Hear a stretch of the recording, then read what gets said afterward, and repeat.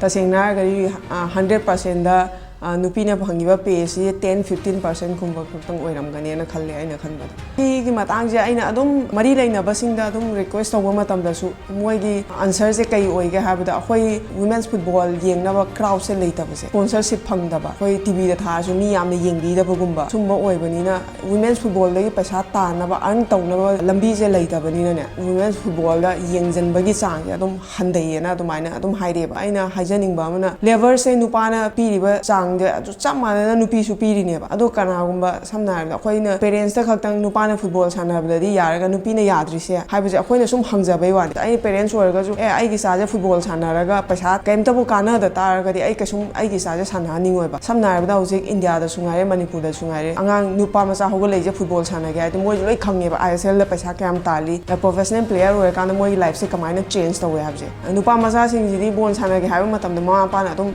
support tawe ba ado nupi macha ina tawdeba aina mari lainabada si je thamjaningeba nupi macha jing je sanau haibase yadeba aina force tawbaju yadeba kaiguna habda kai haidoino amdi sanaba matungda kai phangi natraga nangi life se kamain tawe haiba yengjaluba matamda isana isada aina chalhalliba level mayam siga aina si use tawgiba matam mayam siga aina phangiba pay siga chana dabdo aduna khoi jo proudly ngang hogalaiba nupi macha jing bon sanaradi sumai nangi life se sumai orakani haibase haiba ngamdabdo adu ohelleba